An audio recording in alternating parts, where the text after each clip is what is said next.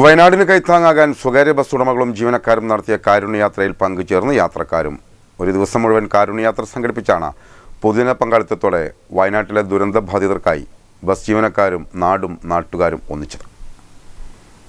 പൊതുജന പങ്കാളിത്തത്തോടെ ഒരു ദിവസം മുഴുവൻ കാരുണ്യയാത്ര സംഘടിപ്പിച്ചാണ് സ്വകാര്യ ബസ് ഉടമകളും ജീവനക്കാരും വയനാട്ടിലെ ദുരിതബാധിതരെ സഹായിക്കാൻ കൈകോർത്തത്. യാത്രയ്ക്ക് ചില ബസ്സുകളിൽ ടിക്കറ്റ് പോലും ഉണ്ടായിരുന്നില്ല. ജീവനക്കാർ നീട്ടുന്ന ബക്കറ്റിൽ ഇഷ്ടമുള്ള തുക സംഭാവനയായി നൽകിയായിരുന്നു പലരുടെയും യാത്ര. യാത്രക്കാരുടെ പരിപൂർണ സഹകരണം ലഭിച്ചതോടെ കാരുണ്യയാത്രയും വൻ വിജയമായി.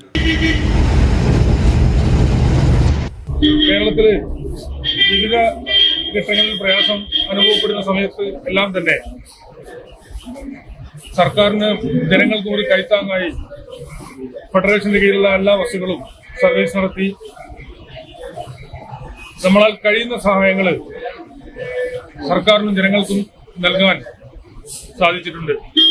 അതിന്റെ ഒരു ഭാഗമായിട്ട് തന്നെയാണ് ഏറ്റവും വലിയ ഒരു ദുരന്തം നമ്മുടെ നാട്ടിലുണ്ടായപ്പോൾ വയനാടിനൊപ്പം ചേരാൻ ഫെഡറേഷൻ തീരുമാനിച്ചത്. എല്ലാ ബസ്സുകളും രാവിലെ ആദ്യ ട്രിപ്പ് മുതൽ അവസാന ട്രിപ്പ് വരെയുള്ള കളക്ഷനിൽ ഇന്ധന ചിലവ് കഴിച്ചുള്ള തുക ദുരിതബാധിതർക്കായി നീക്കിവയ്ക്കും. ഇത് ഫെഡറേഷൻ ജില്ലാ കമ്മിറ്റി വഴി കൈമാറാനാണ് തീരുമാനം.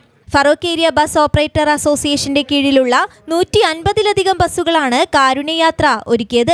2018 പ്രളയകാലത്തും 3 കോടിയിലേറെ രൂപ മുഖ്യമന്ത്രിയുടെ ദുരിതാശ്വാസ നിധിയിലേക്ക് സംഘടന നൽകി വാർത്തകളിൽ ഇടം നേടിയിരുന്നു. വിവിധ ബ്യൂറോകൾക്കൊപ്പം ന്യൂസ് ഡെസ്ക്, കോഴിക്കോട് വിഷൻ.